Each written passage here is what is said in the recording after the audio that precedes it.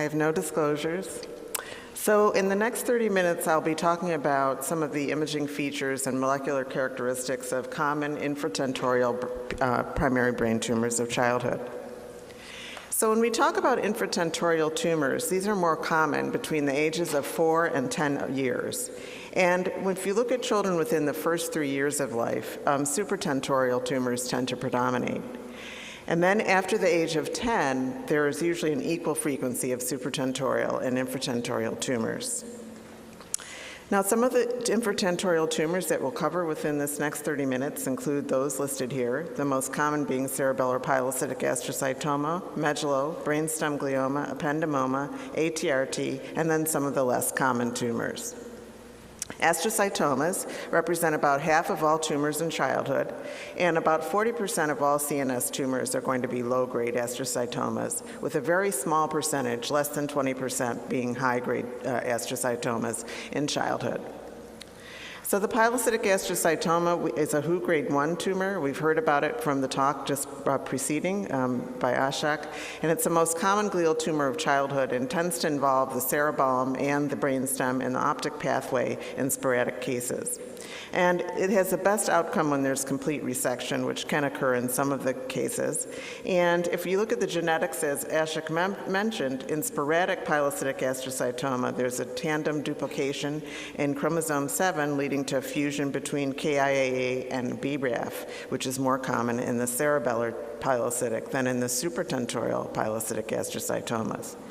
And this is how this looks, the duplication at chromosome 7 in the pediatric low-grade astrocytomas.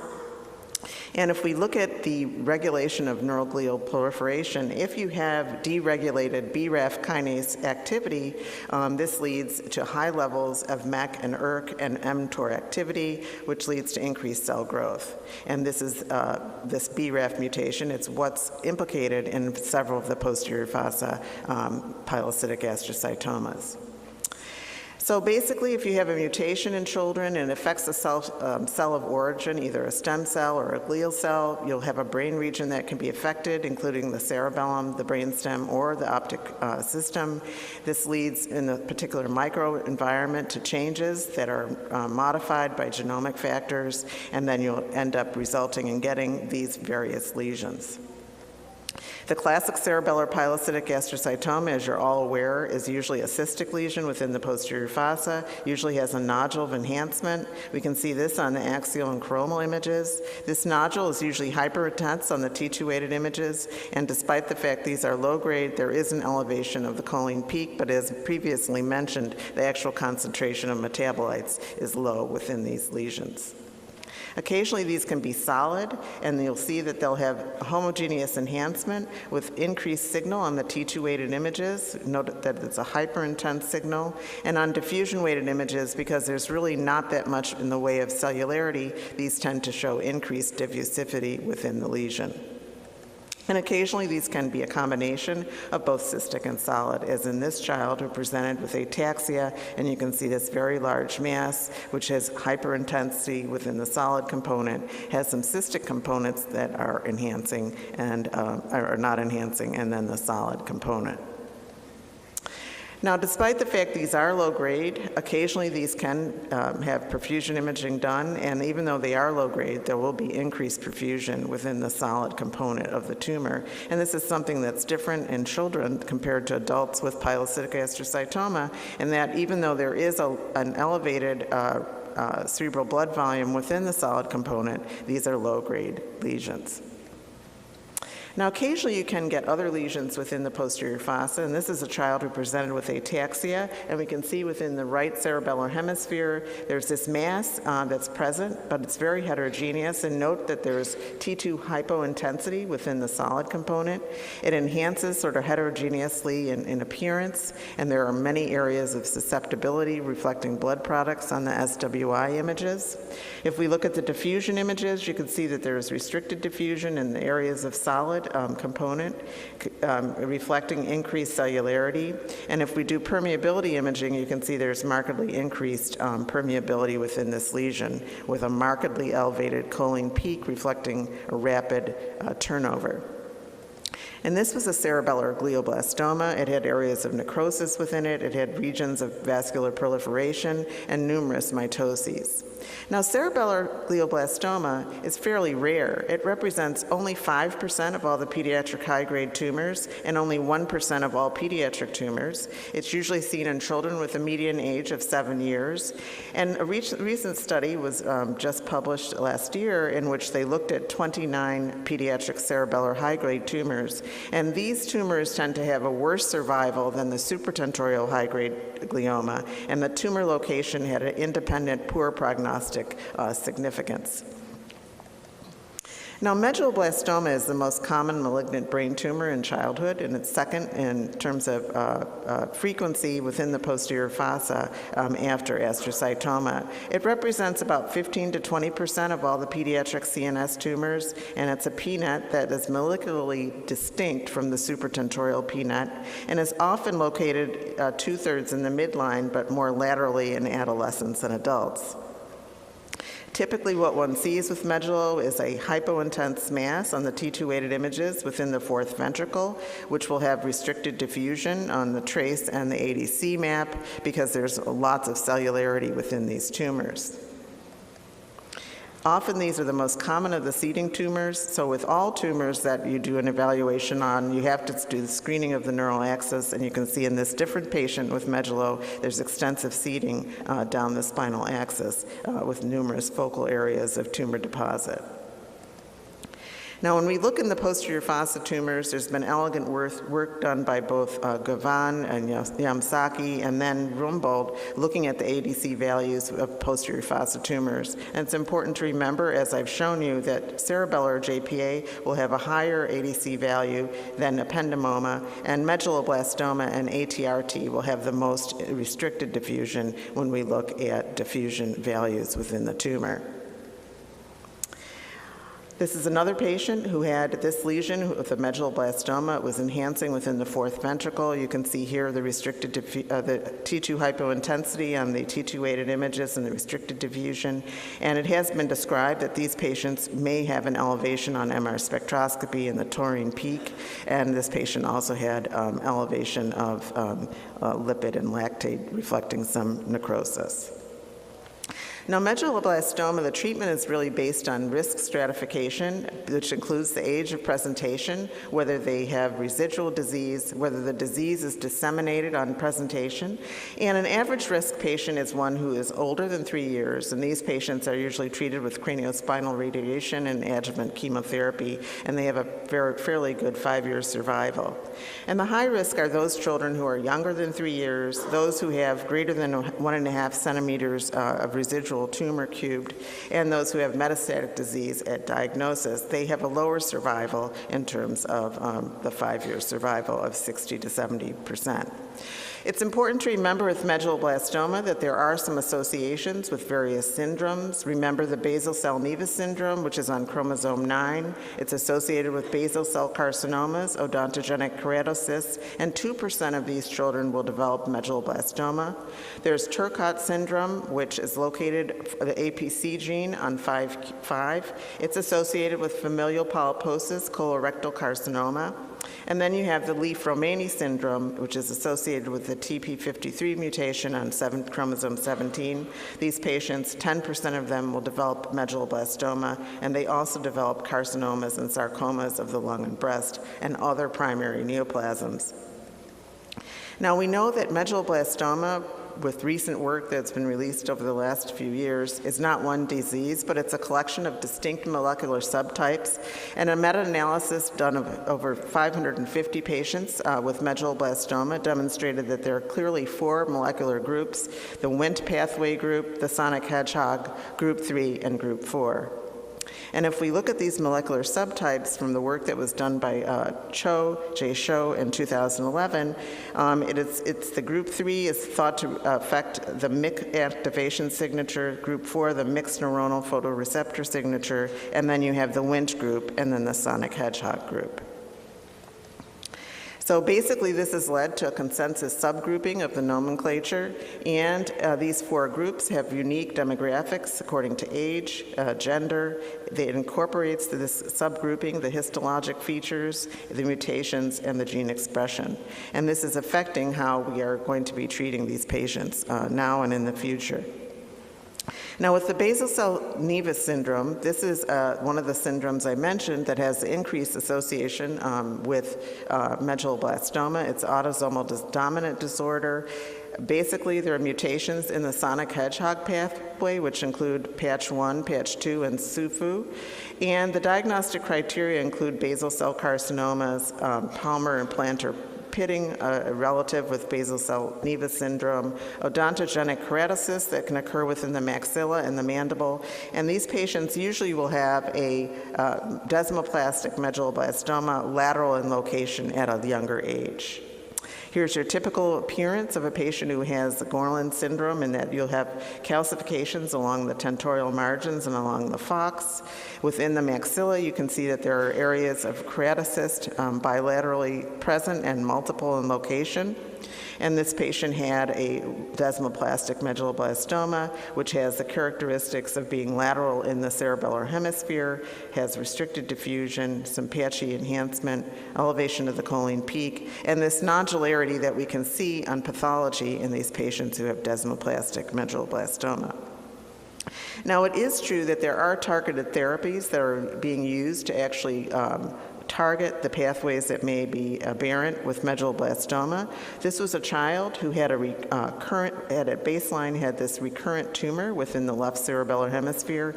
We can see here on the T2-weighted images the restricted diffusion on the diffusion images and the enhancement on the axial and coronal images.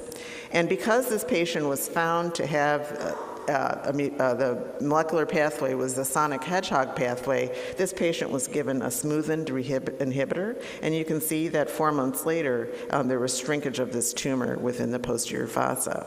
So I think that over time, with the knowledge we develop with the molecular subgroups, that this will definitely impact therapy. Now, what about imaging? What can we see that helps to characterize the molecular subgroups on imaging? And just recently, a multi-institutional paper was published in the AJNR, in which they looked to see within the molecular subgroups, are there MR surrogates for medulloblastoma? And basically what they found is that if you look in the Wnt pathway, those patients tend to have enhancing tumors within the middle cerebellar peduncle, compared to the sonic hedgehog, which I mentioned. Usually those are in the lateral hemisphere. And then the group 3 tend to be more ill-defined with enhancement, often in the midline. And the group 4 tend to be non-enhancing midline tumors. So over time, it's expected that there will be pooling of more molecular data. This was based on data from Stanford and Toronto, but I know that Boston and other centers are going to be contributing their molecular data to do a larger analysis to test this categorization. Now, ATRT is another posterior fossa tumor. It occurs in a younger age than medulloblastoma. The median age is usually 2 to 4 years, and these patients have a very poor prognosis. And it tends to be in an infratentorial location if the patient is less than the age of 3 and has heterogeneous characteristics in both CT and MR. Basically, the mutation with ATRT is a mutation in the SMARCB1 tumor suppressor gene, which is located on chromosome 22, and it codes for this subunit, INI1, of this complex, which is a chromatone remodeling protein complex called SWI-SNF.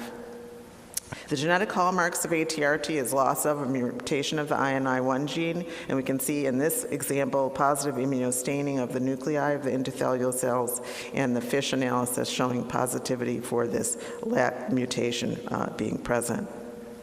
ATRTs, which occur within the posterior fossa, can look at like this patient on the FLAIR and T2-weighted images, in which we see a lesion within the fourth ventricle, which is extended out through the foramen of Luschka. It's gone into the pontine cisterns. There's heterogeneous enhancement after gadolinium, and then there's markedly restricted diffusion present on the trace and the ADC map.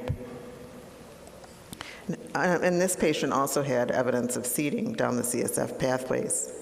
Now, yesterday, we actually saw in Dr. Palacios' talk the utility of readout segmented EPI, and she actually had loaned me this example of this 8-year-old, which you saw yesterday, where you could not see the nodule on the contrast or the T2-weighted images, but you could actually detect it on the diffusion-weighted images, and this was corroborated 2 years later, 2 months later, in which you could see that there was increase in size of the nodularity.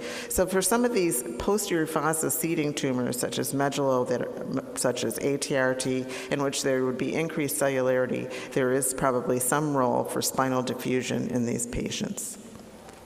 Now, brainstem gliomas are another big category of disease within the infratentorium. They represent 20 to 30% of all infratentorial brain tumors. The pons is the most common location, but they can occur any place within the brainstem, and they tend to be diffuse when they occur, 60 to 70% of them within the brainstem. Occasionally, these can be focal, and when they're focal and look like a pilocytic astrocytoma, and that we see that there's cyst formation and nodularity, then this is pretty typical for the focal type of brainstem glioma, the brainstem pilocytic astrocytoma. Now, this differs from the diffuse intrinsic brainstem glioma. Here's a 6-year-old who presented with cranial nerve palsies. We can see hypointensity within the pons, and we can see on the T2-weighted images that there is hyperintensity and very little enhancement after gadolinium. So diffuse intrinsic brainstem glioma, the diagnosis used to be made, is pretty much even today made on the MR without biopsy, and there have been really limited tumor samples with a lack of the knowledge of the molecular targets. So there's been very limited therapeutic stratification of these. This is, of course, changing with biopsy being done at more and more centers, and particularly with neurosurgeons now being able to do this biopsy with limited morbidity, which has certainly improved over the last years. But despite the fact that there have been numerous treatment trials to try to treat these patients, unfortunately the progression-free survival is really abysmal, and most patients are not alive after this two-year period, even though they've gotten therapy. So these are the types of tumors where there's been a lot of research to try to see if they can get improvement in terms of therapies to try to prolong these children's lives. Now, in terms of what causes the pontine gliogenesis and the DIPG, there's usually an initiating event, either in the histone mutation or a P53 that affects the oligopontine precursor cell. This leads to unregulated Hodgkin pathway activity, and you get a proliferation of the PGFR alpha cells. There's continued dysregulation related to many metabolic pathways, and then you get the diffuse intrinsic pontine glioma. And this was work being done throughout the country, but this slide was loaned to me by Michelle Manji at Stanford, who's done a lot of work in terms of trying to look at the DIPG tumorigenesis. Now, it's very interesting that just recently, this month, there has been a paper that was published, a multi-centered paper, but it was published from Toronto, but the work has been done at numerous centers. And they basically have looked at DIPG histologic subgroups. And they can be grouped into low-grade astrocytomas, anaplastic astrocytomas, PNET, and GBM. And if we look here, just for example, at the anaplastic, in this chart, which I refer you to, looked at the mean age of diagnosis, the survival. They've looked at what mutations are involved in these classes. They've looked to see about TP53 mutations. They've also looked to see if there are ACVR1 mutations present. And this is a categorization just described. And I think that as and this is based on autopsy and surgical data, that as we learn more about these subgroups, we may be able to determine if there are any MR imaging correlates. And it will also help us in terms of treating these patients and targeting therapies. So just recently, from this same group in a different genomic analysis, they described 3 mutation groups. One is in the MYC-N pathway, one is the histone, and then another one is called silent. And basically, this ACVR1 mutation tends to affect these pathways that then actually affect cell cycle progression. So it may be that there will be drugs that will be able to target these, because in diffuse intrinsic pontine glioma, it's been found that about 20% of those patients have this ACVR1 mutation. So what happens with brainstem gliomas? They're usually diagnosed, as in this patient, and after radiation therapy, the radiation really does a good job in most patients, the majority of patients, of shrinking the tumor. And if you look at DTI imaging, when this is done at diagnosis, you can see truncation of some of the pontine fibers, but these fibers are really infiltrated and not destroyed, because we can see that after radiation therapy, many of them, the corticospinal and the anterior and posterior transverse fibers, are restored in terms of their visualization. So we looked actually at 106 patients in 490 MR scans, and we looked to see if we could find that if there were any MR features that were associated with survival. And interestingly enough, if the tumor is very large at presentation, they often have a longer progression-free survival. And if there's enhancement present, which we usually don't see that much enhancement in brainstem gliomas at baseline, but if you do see enhancement over time, at baseline or over time, these patients actually have a shorter survival. And then if you look at the diffusion values within the foci of enhancement, those diffusion values within the baseline enhancement are significantly lower, and if that's present, they have a shorter survival. We also looked at FDG uptake in the brainstem gliomas, and if you look at this chart, you'll see that as the uptake goes up to be greater than gray matter in brainstem gliomas, you can see that the survival significantly goes down. And this was based on approximately 40 patients that had had FDG imaging, particularly at baseline. So there's an example of a 12-year-old who had this diffuse pontine glioma, where the intensity of the FDG uptake is really between white and gray matter, and it involves only 25% of the less than 25% of the tumor, if you look based on FLAIR. And this patient had an overall survival of 348 days, compared to this patient who at presentation had this increased uptake within the pontine glioma, and you can see it involved greater than 75% of the tumor, and this patient had a much shorter overall survival. If you look at patients who have brainstem glioma increased uptake, and you look at the diffusion values within the regions of uptake, you'll see that as that uptake goes up, the diffusion values within the tumor at that level are significantly lower than in those that don't have that uptake. Now, what about other MR imaging studies that have looked at prognostic factors in diffuse intrinsic pontine glioma? And there have been numerous studies, which we won't be able to go through all of them, but they're listed here and they're in your syllabus. And basically, through multiparametric imaging, if there's elevation of the choline-NAA ratio, elevation in perfusion, increased enhancement, these patients have a much shorter survival. People did work at St. Jude's, and where they looked at the T2 hypointense foci, and they found that in the T2 hypointense foci, those areas of T2 hypointensity within brainstem glioma tended to have increased RCBB and low ADC.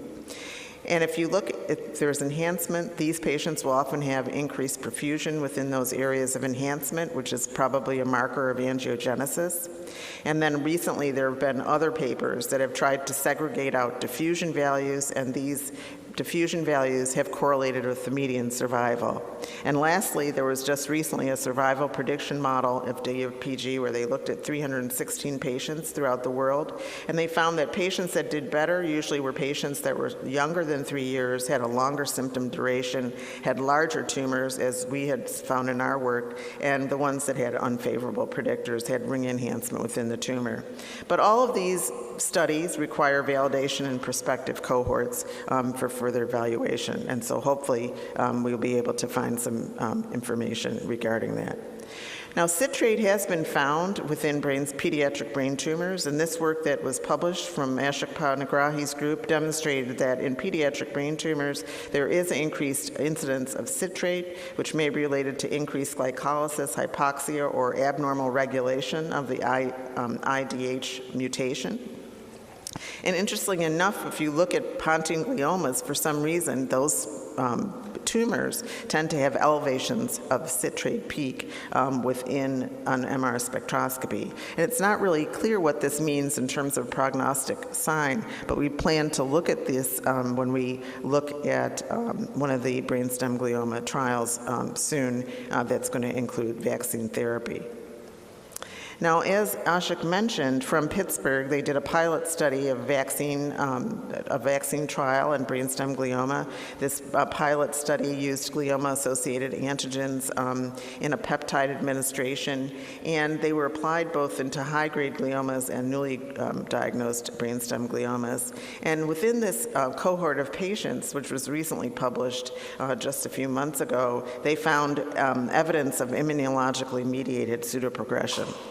And this is one of the examples from their work in which at diagnosis you could see this pontine glioma, and then 3 months after the diagnosis and before they got the vaccine, you could see there had been an increase in the signal abnormality, the size of this tumor. The patient then got the vaccine, and 4 months after the vaccination, you can see that there was this marked increase in signal intensity. And from what Ashok tells me, the patient was doing really poorly, and they basically were considering stopping the therapy. But then they discovered that sometime after they had stopped the therapy, this tumor actually had really shrunk down. So this was a case of pseudoprogression. And there really is work being done, MR spectroscopy, perfusion, diffusion, functional diffusion maps, to try to see if we can determine what are the features associated with pseudoprogression, and that can prospectively help us to determine the difference between progression and pseudoprogression. And so this particular vaccine trial is actually going to be opening as a phase 2 study in the Pediatric Brain Tumor Consortium, and so we hope to try to apply some imaging techniques to try to work this out, and Ashok will be helpful in terms of that design. Now, there can be other lesions that occur within the posterior fossa in the brainstem, and one of the lesions that can occur, which we saw in that chart, is a brainstem PNET. And note how different this looks from the classic appearance of the diffuse intrinsic pontine glioma. Here on the FLAIR and T2 weighted images, different from the diffuse intrinsic type, you see there are large focal areas of hypointensity, and if we look at the diffusion weighted images, these areas of hypointensity markedly restrict, and there's some patchy enhancement. Looks very atypical for a brainstem glioma, the diffuse intrinsic type. This patient had a biopsy, and this was not a diffuse intrinsic pontine glioma, but a brainstem PNET. Now, the other brainstem tumors that you can see within the posterior fossa include cervical medullary, tectal tumors, and tumors associated with NF1, as well as ganglioglioma. And the cervical medullary astrocytoma tends to be a pilocytic astrocytoma, usually involving the cervical region, the lower the medulla, and then the upper cervical region. There's usually intense enhancement. This enhancement is associated with increase in T2 signal. These tend to be pilocytic. They have a good prognosis, but many times they can't completely resect these, so they often will get adjuvant therapies. In addition, sometimes you can get brainstem gliomas associated with NF1, and this was a patient who had NF1 in which you could see this hypointense expansile lesion here within the medulla and the upper cervical region. It showed little in terms of enhancement. And this has been described in the literature from our hospital. Nikki Ulrich and others from our hospital reported that within patients with NF1, they can get these lesions within the brainstem. This is an example from their paper in which the 7-year-old with NF1 had this hyperintensity, but it actually spontaneously involuted by the time the child was 9 years old, and then it was actually pretty much gone. So although brainstem lesions can occur in NF1, sometimes they can actually resolve without therapy, and this is something to remember. But they tend to occur within the medulla more than in an infrequent location compared to where brainstem gliomas occur within the pons. So they're predominantly seen in about 20% of children. They're predominantly in the medulla. The general population, the brainstem tumors are often in the pons. These tend to be low grade, and they can definitely involute. Now, there can be other lesions that occur within the posterior fossa, such as ganglioglioma. This is a patient who had this hyperintense signal within the right aspect of the cerebellum. You could see it had patchy enhancement on the axial and the coronal and sagittal images. And these are actually often low-grade in terms of their appearance and are often low-grade tumors. But they tend to actually have a poorer prognosis than gangliomas that are supratentorial. And lastly, I'll end with the tectal tumors. These are tumors that are often seen within the region of the aqueduct. Many years before the diagnosis, before MR was used for diagnosis, these were misdiagnosed as patients who had aqueductal stenosis. We see that there's expansion here of the tectum, and we see on the T2 weighted images this expansion is present, and then there is associated hydrocephalus that is occurring here in this patient with a tectal tumor. So I've tried to just show you a few of the entities within the posterior fossa and the infratentorium. I've tried to talk with you a little bit about some of the classic imaging features and also some of the new molecular advances that have been made in this diagnosis.